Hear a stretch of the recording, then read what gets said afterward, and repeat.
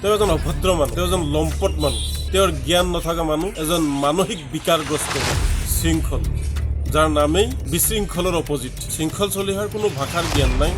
এজন বিধায়কক তেওঁ জোতাৰ মালা পিন্ধাই, চেণ্ডেলৰ মালা পিন্ধাই। শৃংখল চলিহাৰ ভাবুকিক আমি খাতিৰ নকৰোঁ, ঘণ্টাও খাতিৰ নকৰোঁ। আমি কথা ক'লে নেকি বাৰু? এই যে বৰ বগাই থাকে যে, আপুনি যিজন মানুহৰ কথা কৈছে তেওঁ এজন অভদ্ৰ মানুহ, তেওঁ এজন লম্পট মানুহ, তেওঁৰ জ্ঞান নথকা মানুহ, এজন মানসিক বিকাৰগ্ৰস্ত মানুহ, শৃংখল, যাৰ নামেই বিশৃংখলৰ অপজিট। এটা সংগঠনৰ মানুহ হৈ কেনে মানুহৰ লগত কেনেকৈ কথা পাতিব লাগে, সমাজখনৰ উন্নয়নৰ কাৰণে কেনেধৰণৰ কথা পাতিব লাগে, তেনেধৰণে তেওঁৰ ভাষাৰ জ্ঞান নাই। শৃংখল চলিহাৰ কোনো ভাষাৰ জ্ঞান নাই। এজন বিধায়কক তেওঁ জোতাৰ মালা পিন্ধাই, চেণ্ডেলৰ মালা পিন্ধাই। তেওঁ পুলিচক আঁতৰি যাবলৈ কয়, বন্দুক দিয়াৰ কথা কয়, AK-47 দিয়াৰ কথা কয়, পুলিচ আঁতৰি যোৱাৰ কথা কয়, তেওঁ চাফা কৰি দিম বুলি কয়। কাক ভাবুকি দিয়ে? শৃংখল চলিকে। শৃংখল চলিহাৰ ভাবুকিক আমি খাতিৰ নকৰোঁ, ঘণ্টাও খাতিৰ নকৰোঁ আমি। গতিকে শৃংখল চলিয়াক আমি সকীয়াই দিছোঁ।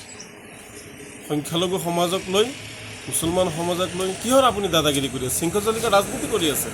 মানে আপাৰ আছাম নামনি ভাগ কৰি অহাবাৰ হয়তো শৃংখল চলিহে অখিল গগৈৰ এগেইনষ্টে বিজেপিৰ প্ৰাৰ্থী হ'ব পাৰে, আমাৰ এটা ধাৰণা হৈছে। যাৰ কাৰণে মানে শৃংখল চলিয়ে মিয়া, হিন্দু, উজনি, নামনি, পূব, পশ্চিম, উত্তৰ, দক্ষিণ এনেকুৱা কৰি থাকে।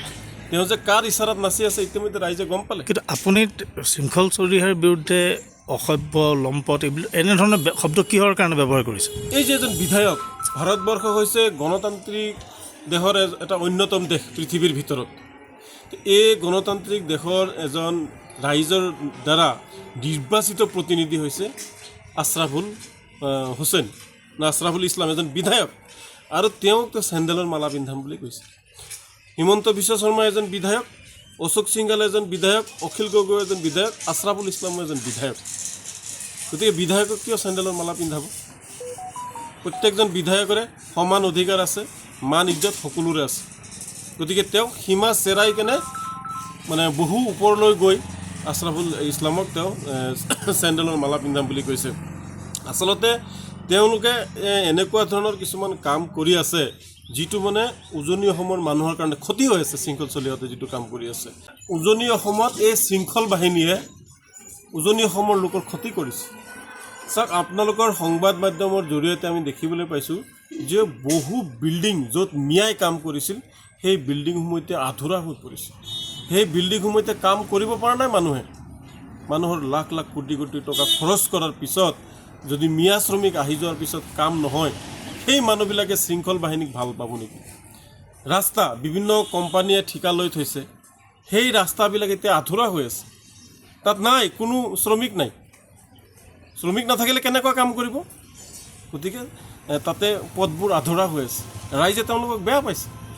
ৰাইজে গম পাই গৈছে তেওঁলোকে চান্দাৰ কাৰণে আৰু নিৰ্বাচনী মানে 2026 নিৰ্বাচন পাৰ কৰাৰ কাৰণে কাৰোবাৰ লগত বুজাবুজি হৈ হিন্দু, মিয়া, মুছলিম, বঙালী এইবিলাক কৰি আছে। গতিকে এইবিলাক কৰিব নাপায়। শৃংখল চলি অলপ ভাল হৈ যোৱা, ভদ্ৰ হৈ যোৱা, ভালকৈ কাম কৰক, বৃহত্তৰ অসমীয়া জাতিটোৰ কাৰণে কাম কৰক, অসমৰ প্ৰতিটো জাতি জনগোষ্ঠীৰ শান্তি আৰু উন্নয়নৰ কাৰণে কাম কৰক। সদায় খালি ভৌ কৰি থাকিলে নহয় এটা জাতি জনগোষ্ঠীৰ বিৰুদ্ধে। মানুহ হ'বলৈ শিকক, অন্তৰত মানৱতা আনিবলৈ শিকক। মই আপোনাক অনুৰোধ জনাম যে আপুনি আহক, আমি বৈঠক কৰি কেনেকৈ আমি মানুহ হিচাপে জীয়াই থাকিব পাৰোঁ। মানুহ জীয়াই থাকে কেইদিন? জীয়াই থকা দিনকেইটা সকলো জাতি জনগোষ্ঠীৰ লোকে অসমৰ কলা, কৃষ্টি, শান্তি, সম্প্ৰীতি, ভাতৃত্ববোধ বজাই ৰাখি বৃহত্তৰ অসমীয়া জাতিটোৰ কাৰণে কাম কৰোঁ। আহক, আপুনি ওলাই আহক, মই অনুৰোধ জনাইছোঁ আপোনাক।